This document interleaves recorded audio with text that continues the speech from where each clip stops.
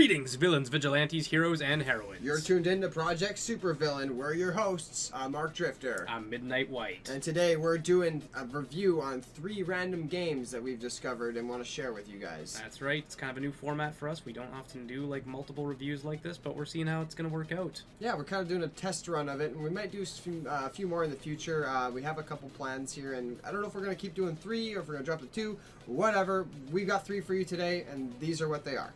That's right. Let's go. Yet another exhausting day.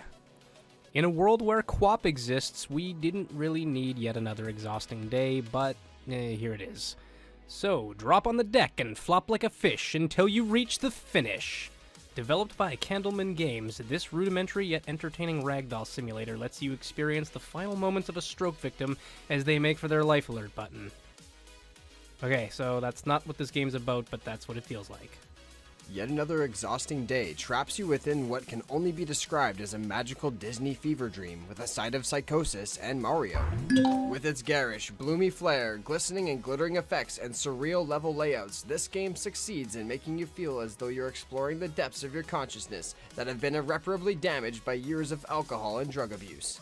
Being akin to other ragdoll sims like QWOP and I Am Bread, your goal will be to slide and spasm your customizable character through a seemingly simple gauntlet of abstract and diverse levels, each featuring a fresh batch of what the fuck? Though it's a very incomplex game with an uncomplicated objective, its ridiculous movement controls in conjunction with the fashion in which your character convulses and shimmies about will most definitely create some moments that will leave you with eyes watering and kidney failure. This game's a good laugh. The end. Double Cross. The multiverse theory is a well-known one. Infinite universes, each different in some way. What if these universes could intersect? Would we ever know? Double Cross, a platformer developed by indie studio 13am Games and published by Graffiti Games, explores that hypothesis. If you're looking for quirky anime characters, addicting platforming gameplay, and a giant broccoli man, then you'd better double down on getting Double Cross, as it has everything your heart desires in a platformer. With its endearing anime style, charming and fascinating cast, fleshed out universe, and dialogue you can't help but be enamored with, this is one indie title that easily holds up against other major platformers of a similar vein. The attention to detail and the care in the craftsmanship shows, and Double Cross is undoubtedly a labor of love. In Double Cross, you take on the role of Zara Sinclair, an agent of the Rift organization, charged with the protection and preservation of the multiverse. With a strong focus on fluid platforming, Double Cross provides the player with fluent and responsive controls to complement the expertly designed levels, each one providing unique challenges in testing your airborne maneuvering abilities. Zara, like other Rift agents, is equipped with a proton slinger, an energy-based grappling device which allows her to attach herself to certain points and propel herself forward. It can also be used to grab enemy projectiles out of mid-air and sling them back at your attackers, making it an excellent weapon in combination with Zara's hand-to-hand combat. Though mainly a platformer, Double Cross incorporates elements of beat-em-up games into its formula, adding variety to the gameplay and expanding upon the challenges the game offers.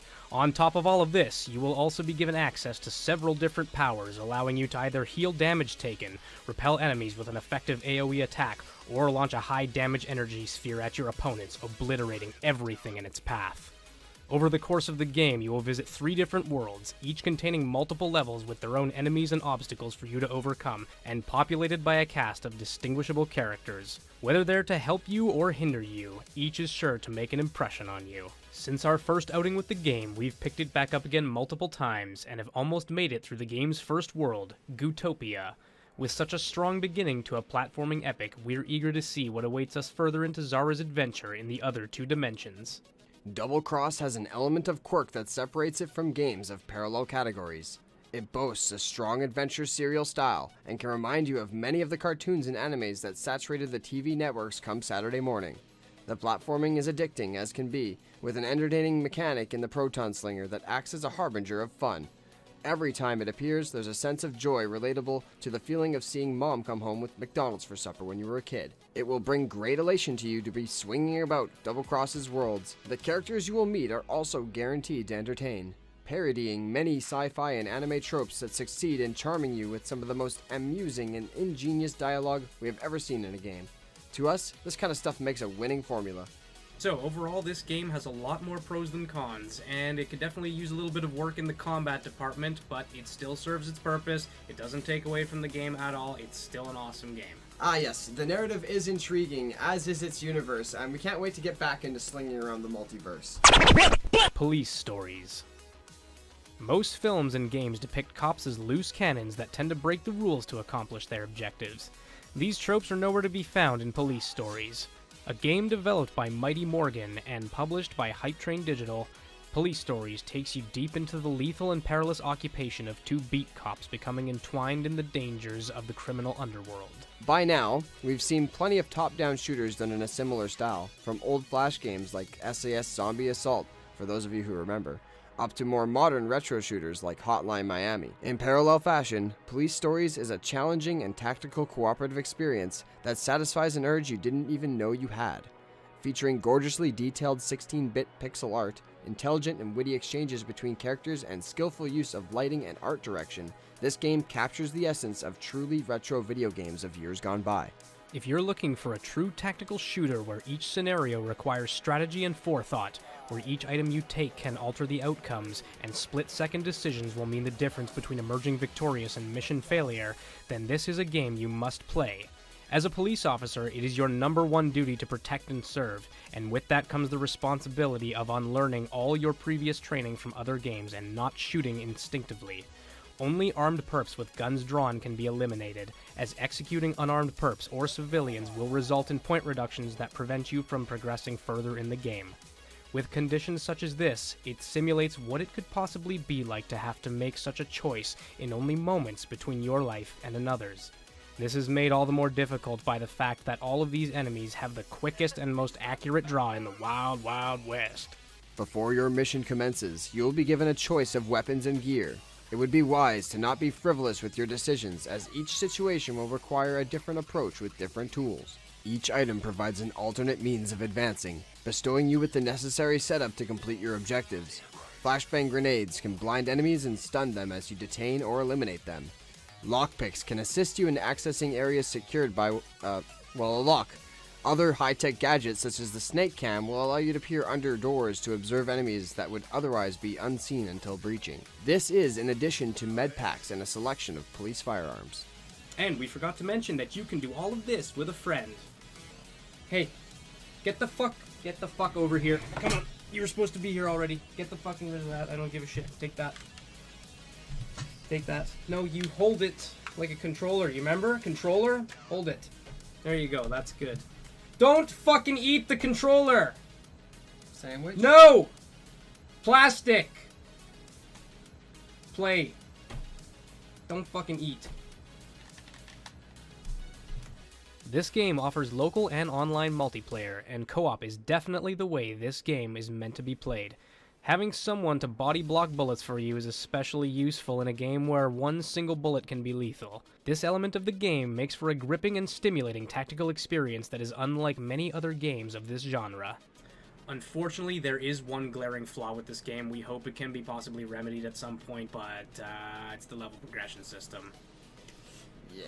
While it certainly doesn't make the game unplayable, it does add an unnecessary level of repetitiveness and artificial padding to what otherwise would have been a hidden gem of a game. But despite all of that, it still manages to scratch that itch for a formidable yet fun shooter that requires a little more thought and cooperation than most would. We can definitely recommend giving this one a try. Okay guys, so that was 3 games. Whoa, that was 3 already? Holy man.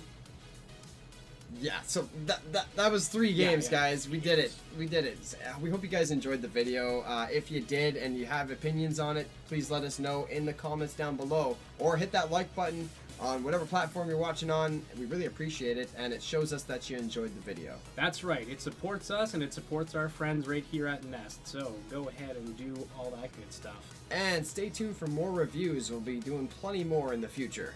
Some like this with 3 games, sometimes maybe 2, sometimes 1, depends on the game, but you can definitely expect to see lots of reviews from us because we love doing this stuff, and there are some mighty fine games that we are uncovering. That's right. Anyways, guys, we hope you have yourselves a terrific day. All right, thanks for joining. Thanks for watching. And Project Dismissed. See you guys later. Peach out.